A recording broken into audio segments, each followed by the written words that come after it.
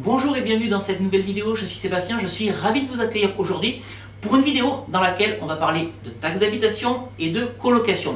Comment se gère la taxe d'habitation dans le cadre d'une colocation? Eh bien, c'est ce qu'on va voir dans cette vidéo.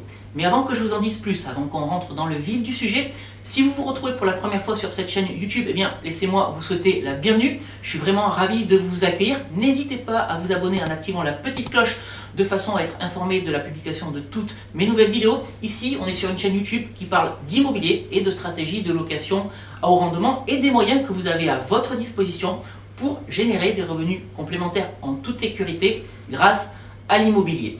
Et puis, encore une fois, si vous vous retrouvez pour la première fois sur cette chaîne YouTube, eh bien, je vous offre un package de bienvenue qui comprend 2 e-books, Convaincre la banque, mode d'emploi et doubler son salaire avec la location courte durée, ainsi qu'une formation de 2h30 où vous allez apprendre toutes les mécaniques de l'immobilier, du bien que vous devez chercher jusqu'aux stratégies de location les plus intéressantes. Pour accéder à l'ensemble de ce package de bienvenue, c'est très simple, vous regardez dans la description juste en dessous de cette vidéo ou sinon sur le petit i qui va apparaître en haut à droite de votre écran. Alors, venons-en au sujet du jour, la taxe d'habitation dans le cadre d'une colocation. Alors, même si la taxe d'habitation va être amenée à disparaître, c'est peut-être une question que vous vous posez aujourd'hui. Et pour savoir comment gérer cette taxe dans le cadre d'une colocation, eh bien, c'est simple, il faut s'en remettre à la loi. Qu'est-ce que dit la loi? La loi dit simplement que c'est le résident d'un bien immobilier au 1er janvier qui doit s'acquitter de cette taxe d'habitation. Alors, si vous faites de la location simple, entre guillemets, traditionnelle, je ne parle pas de location courte durée, je ne parle pas de colocation, c'est facile à gérer. Vos locataires reçoivent leur impôt, leur taxe d'habitation, ils la gèrent et vous n'en entendez pas parler. Dans le cas d'une résidence principale, c'est exactement la même chose. Si vous êtes propriétaire de votre résidence principale, vous savez très bien comment ça se passe. Vous recevez votre taxe d'habitation, vous la payez et, entre guillemets, il n'y a plus rien à faire, la messe est dite, l'impôt, il est payé.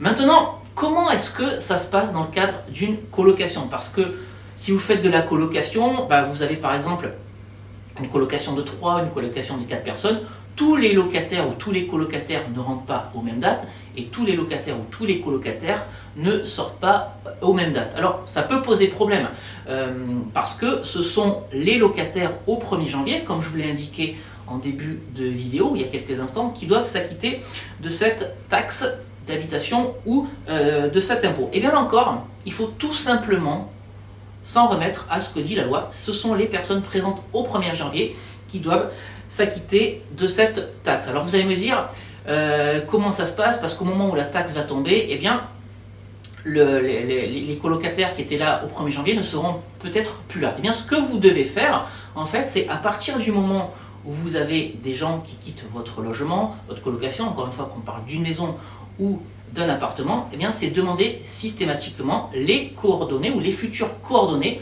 de la personne qui quitte le logement. C'est comme ça que je pratique dans le bail de colocation que j'utilise, qui a été rédigé par un avocat. Au moment de la sortie des lieux, je demande systématiquement à mes colocataires de me donner leurs futures adresses. Comme ça, s'il y a un problème pour le paiement de cette taxe d'habitation et que l'administration fiscale vient vers vous, vous fournissez simplement les nouvelles coordonnées du locataire qui est sorti et vous pouvez mettre à l'appui l'état des lieux d'entrée et l'état des lieux de sortie.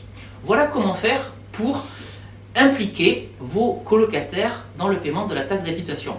Maintenant, il y a un autre sujet, comment répartir le montant de cette taxe entre les différents colocataires. Et bien là encore, vous allez les laisser gérer, c'est pas votre affaire, donc à eux de gérer comme ça leur paraît le plus simple, soit diviser cette taxe par le nombre de chambres, soit diviser cette taxe en fonction des revenus de chacun, soit diviser cette taxe au prorata de la surface des chambres qu'ils occupent. Voilà ce que je voulais vous dire à propos de la gestion de la taxe d'habitation dans le cadre d'une colocation. Sachez-vous qu'en tant que propriétaire bailleur, vous pouvez dormir sur vos 2 oreilles, c'est pas à vous de la gérer, ce sont les colocataires présents au 1er janvier qui doivent s'en acquitter. C'est ce que je voulais partager avec vous aujourd'hui dans cette vidéo. Si cette vidéo vous a été utile, n'hésitez pas à la liker. N'hésitez pas d'ailleurs à me mettre en commentaire comment est-ce que vous gérez cette taxe d'habitation dans le cadre de vos colocation, c'est quelque chose qui m'intéresse et puis c'est quelque chose qui pourra permettre d'échanger également sur ce sujet. On va se quitter ici pour cette vidéo. Bien entendu, on va se retrouver prochainement pour une nouvelle vidéo sur cette chaîne YouTube. Et avant de vous quitter, je voulais vous rappeler que vous pouvez vous abonner à mon compte Instagram sur lequel je partage les coulisses de tout ce que je fais au quotidien, de la préparation des vidéos, au tournage des vidéos, en passant par les chantiers sur lesquels j'investis. Et je voulais également vous rappeler que l'immobilier, c'est un sujet sérieux. Surtout, ne faites pas quelque chose n'importe comment. Investissez en toute sécurité. On se quitte ici pour aujourd'hui et on se retrouve très rapidement pour la prochaine vidéo. Je vous dis à très bientôt. Ciao!